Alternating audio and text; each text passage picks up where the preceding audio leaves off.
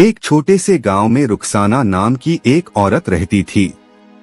यह उस दौर की बात है जब गरीबी सिर्फ पेट की भूख नहीं होती थी, बल्कि रूह की परीक्षा हुआ करती थी। रुखसाना की शादी कासिम नाम के एक बेहद गरीब और लंगड़े आदमी से हुई थी। कासिम एक पैर से लाचार था और बैसाखी के सहारे चलता था, मगर उसके इरादे और मेहनत दोनों मजबूत थे। वह अक्सर कहा करता था कि अल्लाह ने अगर पैरों में कमी दी है तो हाथों में ताकत भी दी है। उनका घर गांव के किनारे बना हुआ एक कच्चा सा मकान था। मिट्टी की दीवारें, फूस की छत जो बरसात में टपकती रहती थी। आंगन में बैल का एक जोड़ा बंधा रहता था, जो उनके लिए सिर्फ जानवर नहीं बल्कि जिंदगी का सहारा था। वही बैल उनके घर का चूल्हा जलाते थे। कासिम उन्हीं बैलों की मदद से खेत जोतता, अनाज ढोता और कभी कभी लकड़ियां खींचने का काम करता। जो थोड़ा बहुत मिलता उसी में रुखसाना घर चलाती। रुखसाना उन बैलों को अपने बच्चों की तरह संभालती थी। सुबह उठकर सबसे पहले उन्हें चारा देती, पानी पिलाती और उनके माथे पर हाथ फेरती। कई बार ऐसा होता कि घर में आटा खत्म हो जाता, मगर वह पहले बैलों को खिलाती और खुद पानी पीकर दिन गुजार लेती। उसकी जिंदगी गुर्बत से भरी थी, मगर दिल सब्र और शुक्र से भरा हुआ था। वह अक्सर कासिम से कहती कि अल्लाह ने जो लिखा है उसी में कोई राज छुपा है। कासिम मुस्कुराकर कहता कि जब तक तू साथ है यह घर जन्नत से कम नहीं। लेकिन खुशियां ज्यादा देर टिकती नहीं हैं। एक दिन कासिम रोज की तरह बैलों को लेकर काम पर निकला। आसमान में बादल छाए हुए थे और रास्ता कीचड़ से भरा था। शाम ढल गई, मगर कासिम लौटकर नहीं आया। रुखसाना दरवाजे पर बैठी उसका इंतजार करती रही। रात गहरी हो गई, दिल घबराने लगा। तभी गांव से खबर आई कि रास्ते में उसकी बैसाखी फिसल गई थी। वह जमीन पर गिर पड़ा और उठ नहीं सका। वहीं उसकी मौत हो गई थी। जब कासिम की लाश घर लाई गई तो रुखसाना की चीखें आसमान तक पहुंच गईं। उसकी दुनिया उजड़ चुकी थी। वह बार बार कासिम का नाम लेकर बेहोश हो जाती। गांव वाले खामोशी से खड़े थे, मगर कोई उसके दर्द को कम नहीं कर सकता था। उस रात उसके सिर से सिर्फ शौहर का साया नहीं उठा, बल्कि उसकी पूरी जिंदगी का सहारा छिन गया।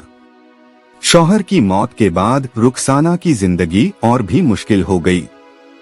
रिश्तेदार जो पहले आते जाते थे अब दूर रहने लगे। कुछ ने कहा कि अब यह बोझ है, कुछ ने ताने मारे कि एक अपाहिज से शादी का यही अंजाम होता है। रुखसाना ने सब सुना, मगर जवाब नहीं दिया। कई रातें ऐसी गुजरी जब वह भूखी सोई, पेट पर हाथ रखकर आंसू पी गई। कभी कभी वह आंगन में खड़े बैलों से बातें करती और कहती कि अब तुम ही मेरे घर के मर्द हो। वही बैल उसकी ढाल बने। रुखसाना खुद बैलों को लेकर खेतों में जाने लगी। लोग पहले हैरान हुए, फिर धीरे धीरे काम देने लगे। कोई बदले में गेहूं देता, कोई चावल, कोई थोड़े पैसे। उन्हीं बैलों की वजह से उसका चूल्हा जलता रहा। वह दिल ही दिल में कासिम को याद करके कहती कि तुम्हारी मेहनत आज भी जिंदा है। इसी दौरान एक बुजुर्ग फकीर बाबा का उसके घर आना शुरू हुआ। सफेद दाढ़ी, झुके हुए कंधे और फटे पुराने कपड़े। वह दरवाजे पर खड़े होकर बड़े अदब से कहते, बेटी एक रोटी मिल जाएगी। रुखसाना का दिल कांप जाता। वह कहती कि बाबा मैं खुद बहुत गरीब हूँ, कई बार मेरे पास भी खाने को कुछ नहीं होता। फकीर बाबा मुस्कुराते और कहते कि बेटी अल्लाह गरीबों के घर से ही सबसे बड़े इम्तिहान लेता है। रुखसाना फिर भी उन्हें खाली हाथ नहीं लौटाती। वह किसी तरह एक रोटी बना लेती।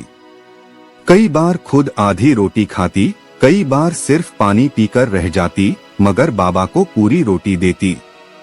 वह हर बार रोटी देते हुए कहती कि बाबा मेरे कासिम के नाम दुआ कर देना।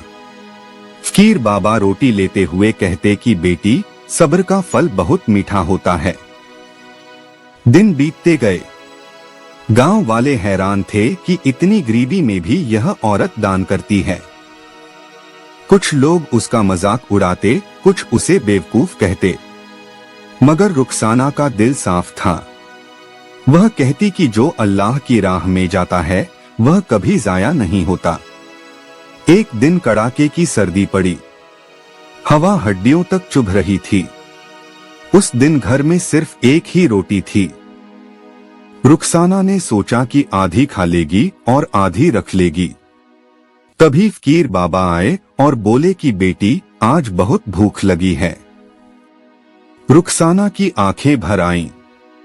उसने कहा कि बाबा, आज मेरे पास बस यही आखिरी रोटी है। फकीर बाबा ने उसे देखा और बोले कि बेटी, मुझे मालूम है। रुखसाना ने बिना एक पल सोचे वह आखिरी रोटी भी उनके हाथ में रख दी। जाते जाते बाबा ने कहा कि बेटी, अल्लाह देर करता है, अंधेर नहीं। कुछ ही दिनों बाद एक और आफत टूट पड़ी। रात के अंधेरे में रुखसाना के घर में आग लग गई। मिट्टी का घर, कपड़े, बर्तन और कासिम की सारी यादें जलकर राख हो गईं। बस बैल किसी तरह बच गए। रुखसाना खुले आसमान के नीचे बैठी रोती रही और कहती रही कि या अल्लाह, अब मेरे पास देने को कुछ भी नहीं बचा। अगली सुबह गांव में हड़कंप मच गया। गांव के बाहर जमीन की खुदाई हो रही थी। तभी अचानक मिट्टी के नीचे से सोने चांदी से भरा एक पुराना खजाना निकला। सरकारी लोग आए, कागजात देखे गए। जब जमीन के कागज निकाले गए तो सब हैरान रह गए। वह जमीन कासिम के नाम दर्ज थी। पुराने दस्तावेजों में लिखा था कि यह जमीन उसी की है जिसने ईमानदारी से मेहनत की और किसी का हक नहीं मारा। रुखसाना को बुलाया गया।